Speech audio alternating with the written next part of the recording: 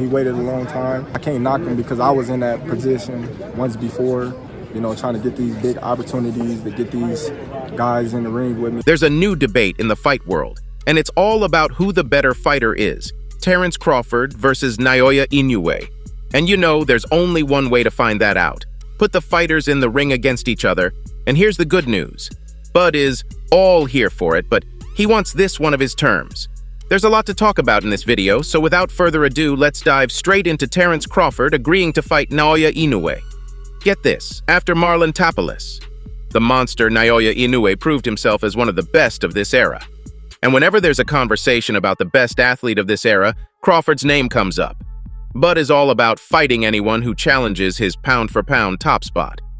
Ever since he came out on top against Errol Spence Jr. in July 2023, he's been enjoying the top place as the new dog of the boxing world. But too bad for him, Inoue has threatened his position as the best in the game, and he's ready to prove everyone wrong with this one. Terence Crawford said, "I'll show Inoue who the daddy is." Now, Bud believes that he's the king of the game, and Inoue should be thankful that he's getting so much as a chance to step into the ring with him. He said that he'd go against the odds and fight the Japanese athlete just to tell the world who the better fighter is, and he's sure it's him. But here's the brutal condition he's putting forward. Now hear me out.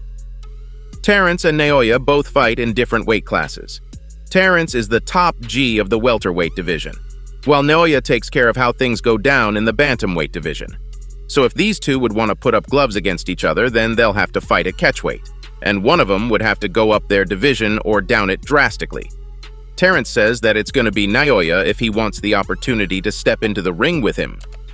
Yep, Bud isn't budging when it comes to going down weight classes. He isn't ready to make compromises in that division, and he wants the Japanese fighter to move up weight classes to fight him.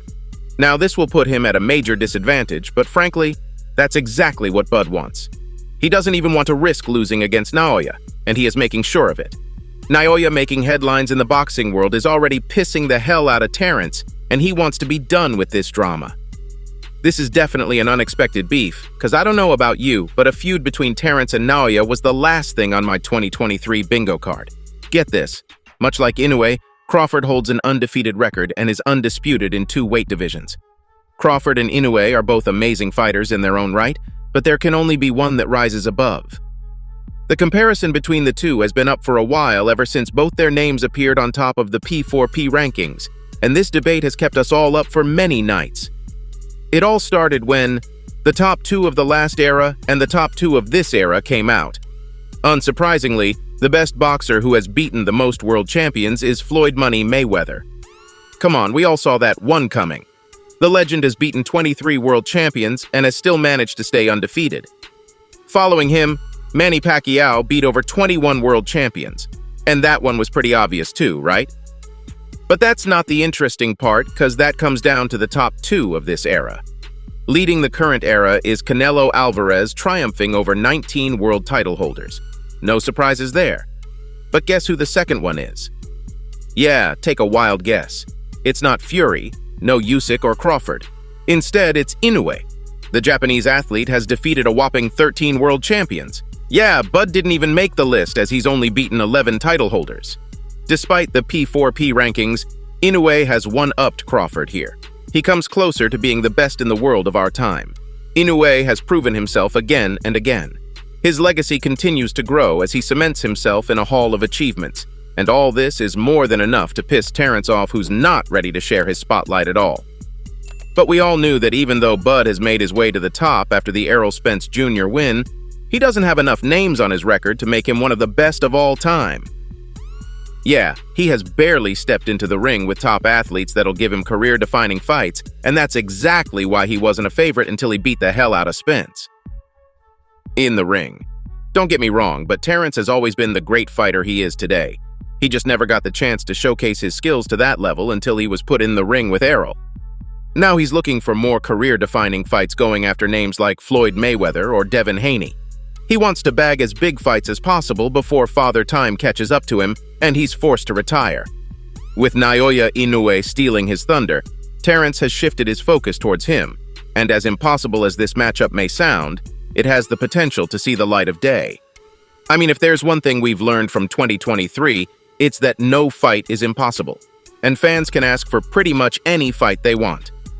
As long as fans are promising to tune into these crazy catchweight fights, boxing promoters are willing to make it happen.